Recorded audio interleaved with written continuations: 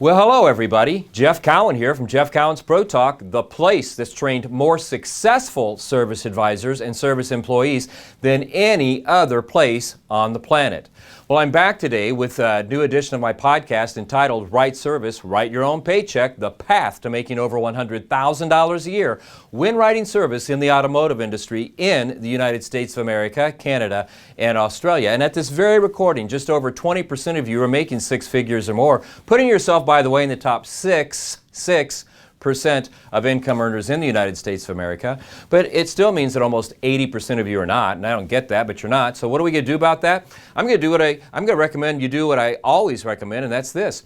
Keep watching this podcast. Go back and watch all my old podcasts. I was going through them the other day. They're all still relevant. Go to my website, automotiveservicetraining.com, automotiveservicetraining.com, because there you will find processes, techniques, word tracks, more videos, articles, and blogs, everything you need to become the absolute best at what you can be. And just as a side note, if you're a service advisor, service manager, business owner, no matter where you're at in this business, if you are not having your best year ever, you're doing something wrong. I mean, you should be on fire right now. Easiest customer ever. Today's podcast, I'm going to basically address two questions because I've been getting a lot of questions from you guys. And this first question I'm going to address, I'm not going to tie any name to it or any location like I normally do because I've been getting this question so many times. I've gotten it for years at the conventions and the workshops and the keynote addresses I do. And we've been getting it a lot here in the last 4 or 5 months here at Pro Talk. And here's what it is.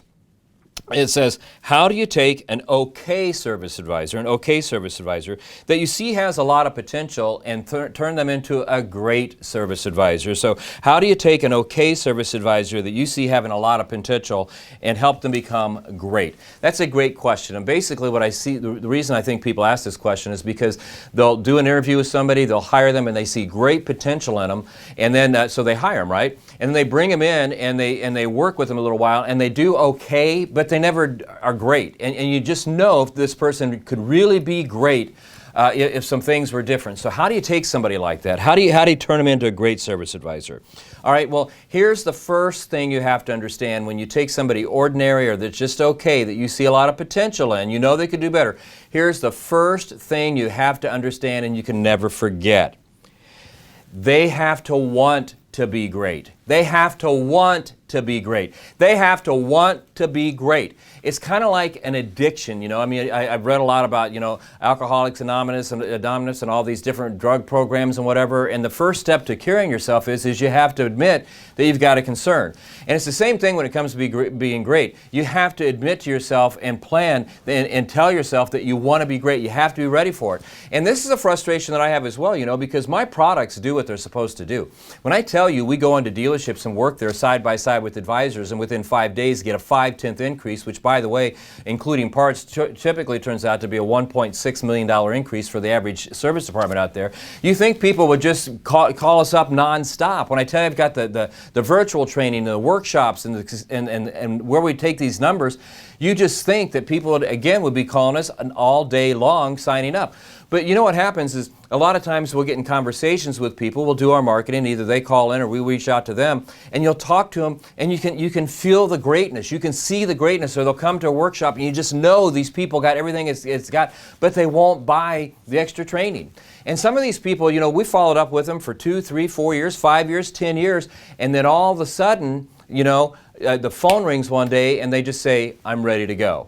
And so what happens? They had to come to the conclusion that they weren't great, and they had to come to the conclusion that they were ready to be great. It's rule number one. So talking about service advisors, how can you tell if somebody's willing to be great for you? Okay, so I could talk about this for hours, but let me just give you some highlights here, okay? Because it's just about this simple. Okay, so how can you tell if somebody wants to be great? Number one, they're willing to train. You know, they not only get excited about the training you provide them when they first show up, they come back and say, I want more training. I'd like to see this. I'd like to see that. They are excited about training because they understand that to be great, it just won't happen. You have to train. You have to follow somebody. You have to mentor somebody. Especially in this business, why reinvent the wheel if there's some training out there to do it? So, you know, if they come to you and they express to you that they're willing to train, you know, and they're excited about the training, they're looking for more training. Another thing that will tell you that they're on the path to wanting to be great. They will encourage constructive criticism. They'll come to you and sit down and say, look, I'm really out here trying really hard. I really want to be great, and I want to do this, and I want to do that. I want you to come out and watch me write people up. I want you to listen to me on the phone. I want you to observe me from afar, and I want you to tell me what I'm doing right, and I want you to tell me what I'm doing wrong. And this isn't something I want you to do just the next couple of days. I want you to do it for the rest of the time that I'm working with you. People that are serious about being the best welcome constructive criticism. Now, I am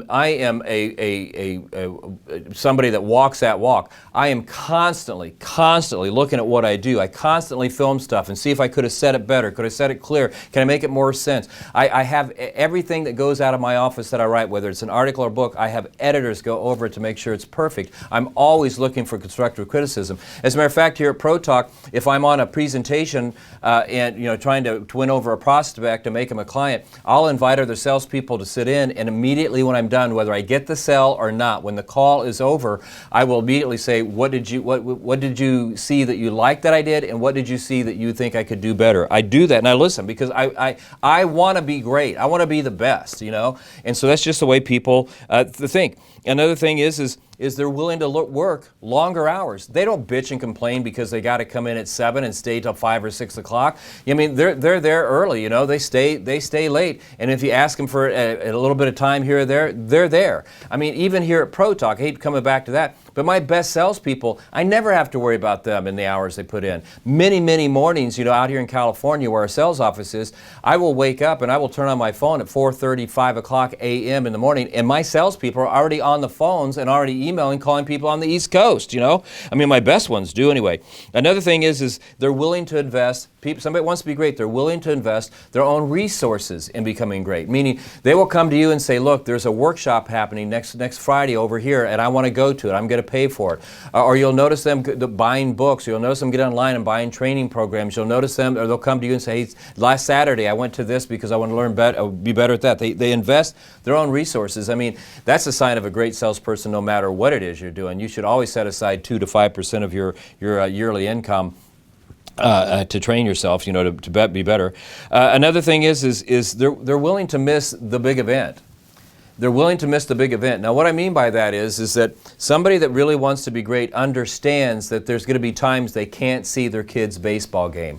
He played 10 games this coming month. I could only see 6 of them, but the 4 I missed is because I was at work, and they're okay with it and the family's okay with it, and the kid's okay with it because I was at work, because by me staying a half hour later, or going in a half hour earlier, I was able to accomplish my goal, which is going to allow me to provide better for you, get you over there to Hawaii on vacation, get you that new toy that you want, or just make our life more comfortable. So those are some things that you can do, or you can watch for, to see if somebody really wants to be great, because until they want to be great, they will never be great. So again, just to kind of go over that, they're willing to train, they're willing to train, they encourage constructive criticism from you and others, willing to work longer hours, they'll invest their own resources in themselves to become better, and they're willing to miss the big events. And again, I could go on and on with this list, but that's some things to look for. But that's only part of the puzzle, because you, as a leader, you have something in this too, okay? And it's something at stake here too. So how you harness and how you make sure that you get the right people that want to be great, it starts in the interview. And it even actually starts before the interview. So here's what I mean. As a leader, you have to sit down and determine, what you want. Where do you want the hours per repair order? Where do you want your effective labor rate? Where do you want your monthly sales? Where do you want your survey scores? Where do you want your customer retention? How many heat cases are you willing to deal with? And there's other goals that you should have as well. And you should set these high. You should and stay away from these industry standards, because they're so low, it's pathetic. Go do some homework and find out what the top 10% are doing, and you put your goals there. So, but again, that's just my opinion. That's what I would do. But the first thing is you got to do as a leader is you set what you want. What you're not willing to accept anything less in these given areas. Once you decide that you want that, okay, and you hire people, you make sure that during the hiring process, the interview, you tell them, this is what I'm going to expect from you, and I will help you get there, and I'll show you how to get there, but this is what I'm going to expect from you. So everybody's on the same page. And then once you decide what you want, you have to have a process that allows your people to get to those numbers. I mean, they have to have a process to follow to get those numbers. You just can't put them out there and say, go for it, because you won't have anything. Here's a process that I've developed. Here's a process that I've invested in that I know that if you follow it, it will get you to where I need this shop to be, okay? Then once you have the process, you then have to train your people to expertly and masterfully execute that process. You have to train to make sure they're executing that process. And that part of it never stops, by the way. You have to be willing to hold them accountable, okay? You have to be willing to hold them accountable to the process, to the training so they can do the process, and to getting the numbers. And then finally, you have to be willing to cut bait. Meaning, you bring somebody in, because I've said it 1,000 times, you know, one of the biggest misnomers in the industry is it takes a year or two for an advisor to be really good. That's bullshit. I mean, it takes 60 to 90 days max. So you bring somebody in, and you've got standards, you know, and you're hiring them because you think they're going to be great and be able to deliver those standards to you, and you've got a process, and you've trained them to expertly execute that process, and you hold them accountable to those numbers. And in 60 to 90 days, if it doesn't look like they're ready to be great, then cut bait and go find somebody else. Don't wait for somebody to decide they want to be great so you can be great. It's not fair to you, and it's not fair to your family, and it's not fair to the other people in the department. So that's the first question. I'm going to get into this other question here in just a second. Oh, that was close. Almost knocked my tea right off that table. That would have been bad.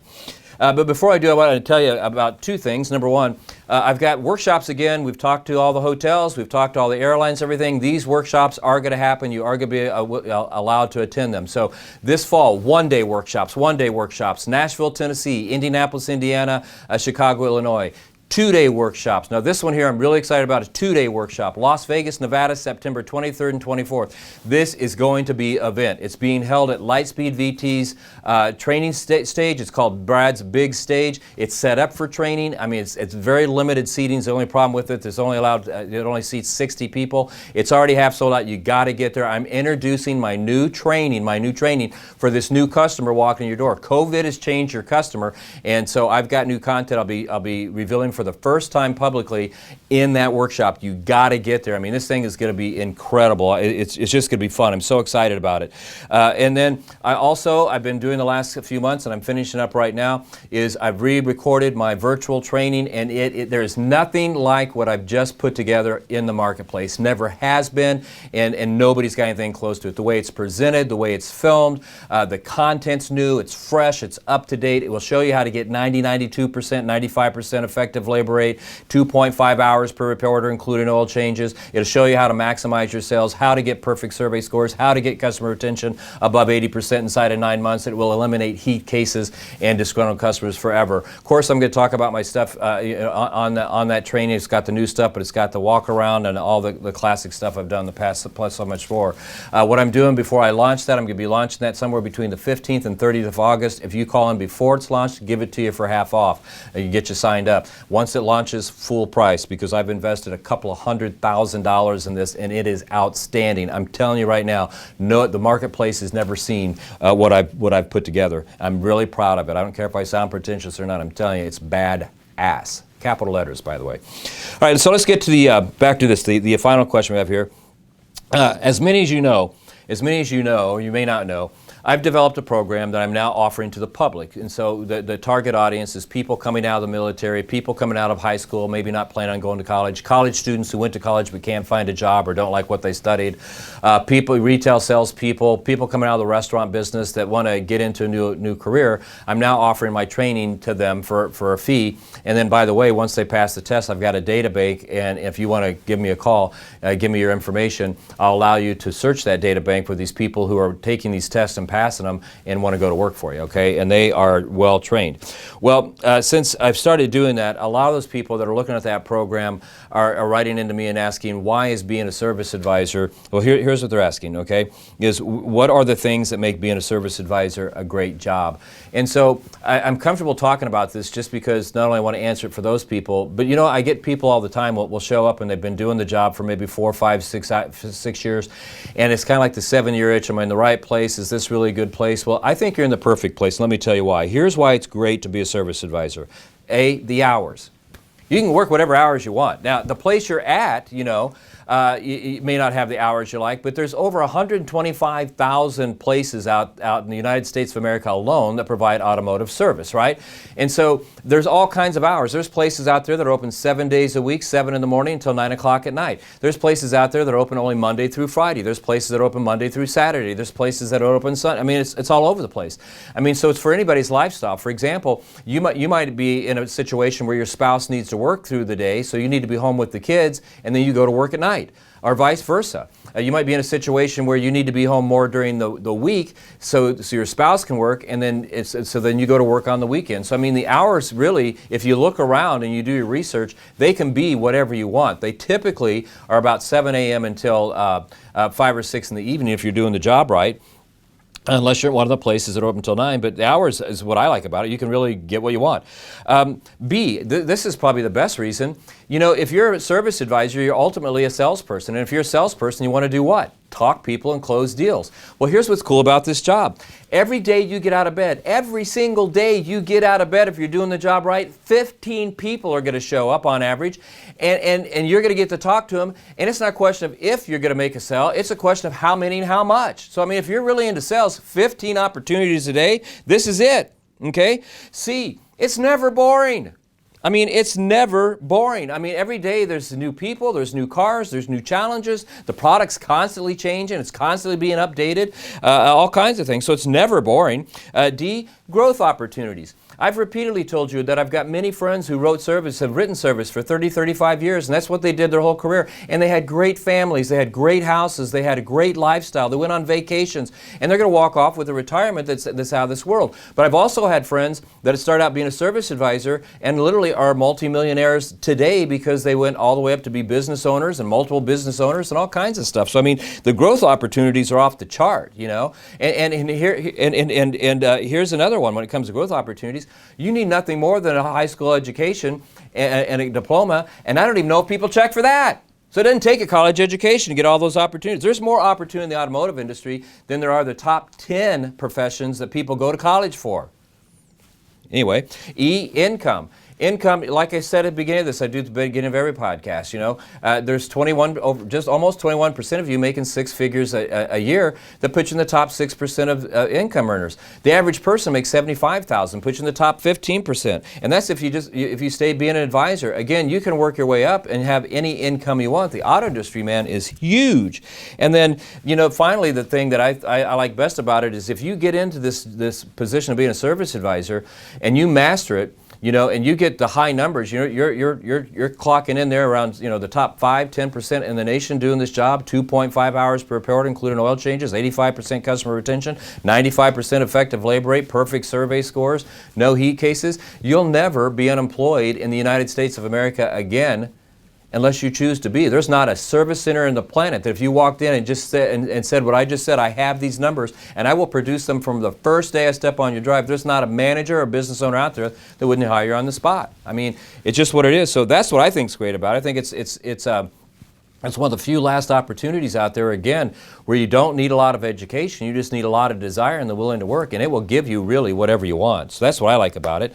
And so with that, that's really all the time I have today. So let me just close it out by saying, you know, my name's Jeff Cowan. I have a company called Jeff Cowan's Pro Talk, and we've trained more successful service advisors and service employees than anybody else.